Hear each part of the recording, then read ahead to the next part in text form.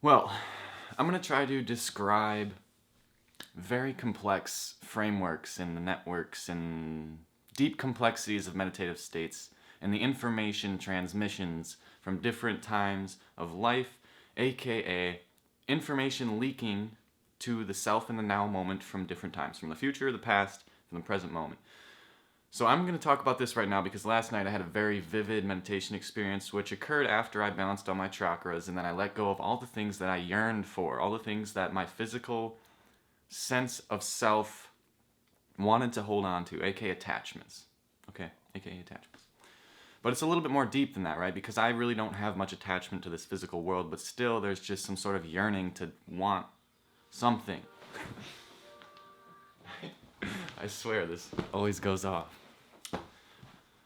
So this is just one way that information leaks through space-time. Okay, this is just one way, but I feel the need to express it because it's kind of like the foundation of how all information passes through the matrix, okay? At least for me, and I think it really is for everyone because it seems like a common, continuous flow that I continue to experience. So, I'm going to start in the framework of the now moment when I was meditating, okay? Now, you got to realize when you're in this sense of information flow that the moment of now is completely unreal. Like, you can't really tell what moment you're in. And this is the thing that you have to familiarize yourself with. And a lot of times you don't know where the information's coming from until later because, again, it's kind of a leak. So if it's coming from the future and then you experience that moment in the future, then you realize, oh, in that meditation experience, that's where it came from. Or if you have this meditation experience and you are, later on in the day, you realize, wow, that's from something in my past. Okay, so this is the way that a lot of times information connects in my experience. So if I'm talking to my higher self, or if I'm just in the experience in general, just being in the experience and information's flowing, and a lot of times the information is very obscure and you don't even know it's information, again, until this future event, or you realize it's from a past event. Or it's just a thought, or it's just a flow into the existence, right? Because not everything that comes into your mind is a thought, it's energy, it's formation in a different form. And this is just, I'm just trying to familiarize yourself, or people, you, all of everyone with this idea, because it's not just going to be realized the first time you realize it, okay? Because it's a complex thing that we aren't used to this, okay? Nobody really studies this.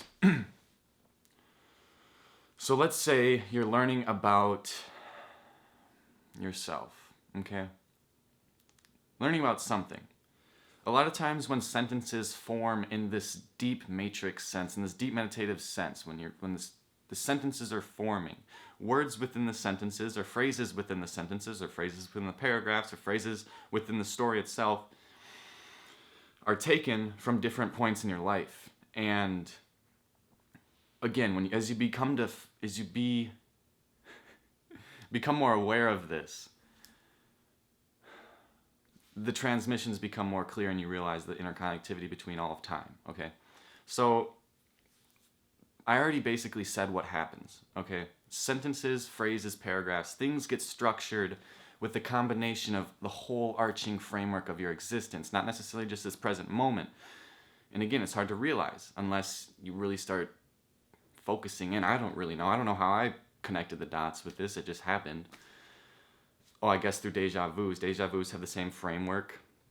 Visions have the same framework. So it's all connected. And I can't just say it enough. When you go about this learning process, the vibrations that make up your learning experience, since everything is the learning experience, since all of time is the learning experience, all of time is usable when you're in this present moment and realizing that all present moments are being experienced at the same time, but just through the dimension of time, right? The physical space is snapshots, the infinite snapshots. The physical space is always there. But that dimension of time slices through and creates an illusion of it as if we're flowing in one direction, which, of course, we are in this time-space. But everything is all connected. And the story for which you see is your existence. It's not the framework of time. So when you get into this framework, when you get into this mindset that all of the nows are accessible, and you realize, you will start to see that what you are learning is not just this present moment. So you can use this, of course, you can use this to learn your future. And I do that, and I will tell you that, yeah, you can do it. I've had visions that are legit snapshots of what happened to me 2 months later, a week later. I've known, I've known the future before.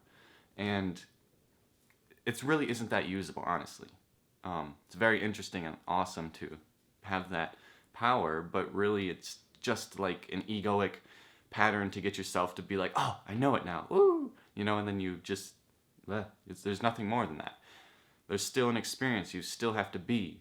So the information isn't necessarily usable. You still experience. It's just an experience. I mean, everything is accessible. So it's not really that surprising, okay? So, yeah. Information through time. Pretty interesting.